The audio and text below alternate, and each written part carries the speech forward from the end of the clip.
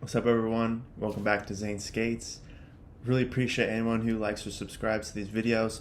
Almost to 500, which means I'm almost to 1,000, which is my goal. So I really appreciate anyone who likes or shares my videos. And today, the video is going to be about my setup.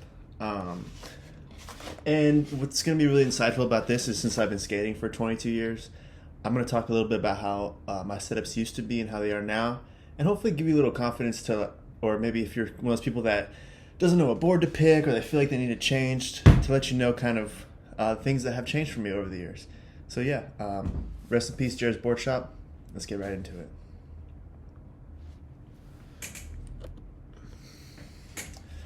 Okay, so first things first, I have a hockey board size 8.18. Now this is kind of a size in between. I think a lot of people either skate at 8 or an 8.25, and that's completely kind of what's on par for today, what's on trend. A lot of older skaters will actually skate 8.25 or an 8.5. I personally find that the smaller my board is, the better I can flip it and the better I can big spin it. However, when I have a bigger board, like an 8.5 for example, the better balance I have in grinds and things of that nature. And I've fluctuated. When I first started skating, I used to skate 7.75 or an 8. And when I was sponsored, I would always switch between a 7.75 and an 8. And one way you can tell if it's an 8 is you put your hand, and basically if your hand has to stretch, it's bigger than an 8. And if your hand's pretty much, there it is, it's an 8. So that's like an 8.18 as you can see. What I really like about hockey boards is they're super steep. So this is the nose, look how steep that nose is. For me, I put my front foot high, like naturally. I'm not really in the middle of the board, so the flick is just right there. I love concave. A lot of people like flat boards, but I love concave, always have. That's a consistency throughout my 22 years of skating. I believe I have Mop Grip. I actually like Black Magic or Jessup. No, this is Jessup. Yeah, I like Black Magic just because I love the shorties era. Mop's pretty good, but it can peel pretty easily. I don't know, just people either love or hate Mob. I'm kind of more in the middle. And yeah, I really like this hockey board. This is like my second one. And the first one I actually got out of the old Nike park, out of the trash can there, that someone barely skated it, and it was an amazing board. Learned a lot of new tricks on it, so I highly recommend for anyone who likes concave to get a hockey board. Now next up is the trucks. I have Supreme trucks, Independents. They're the 149s. They're a little higher. They're a little bit bigger, so they fit like an 825 board. The story of these trucks is actually they were given to me by my sister, who was given to them by a friend, some guy trying to flirt with her and trying to impress her.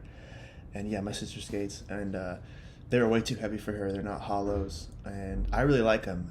Apparently they're like really expensive, so it makes me look kind of cool too. But I love independent trucks. I've been skating them since I was a kid. I used to skate Royals growing up, which a lot of people talk down on because Crail Tap, as we know, isn't really around anymore, and they used to break easily. But I don't know, I like them. I love Crail Tap. I loved everything Eric Costin. So, yeah, I believe Independent also has the best bushings, and the reality is Independent, Thunder, and Venture are all made by the same company. So people who like to have allegiance to one or the other, they really are made by the same folks. The guy who founded Thrasher actually makes all three of those. And these ones are particularly older because they do have the Iron Cross on them, which, thanks to skateboarding's collective psychology, we have, spread the issue of, that's a white power symbol and it should be disbanded. So I'm looking forward to when I tail slide that thing and front blunt that thing off, because it's only going to take a couple of days for me. This board is actually only like 3-4 sessions old. I do a lot of tail slides. And yeah, so these wheels right here are Spitfire wheels. They're 52s. They're the street formulas. They do not flat spot. And I believe you should go with like wheels from a wheel company. Like nowadays, a lot of board companies make wheels, but generally Spitfire is like the OG company, and they're a wheel company. Pig's a wheel company. OJ wheels. You could get, whatever wheels are from Element or Girl or whatever. But a wheel from a wheel company, I think, is a good ethical choice. I also chose Louis Lopez, a pro board, a pro wheel, because he'll get some of that money versus just like a generic Spitfire wheels. So yeah, you get to support my favorite pro skater, Louis Lopez. I used to skate 48s and 50s, like really small wheels, and I used to skate. So these are slightly risen and slightly bigger trucks. I used to skate Indy Lows hollow.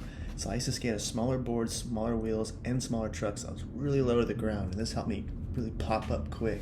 And now that I'm older, I don't know, it just kind of evolved naturally. So now I skate a bigger board with bigger trucks, bigger wheels, and it suits my skating today.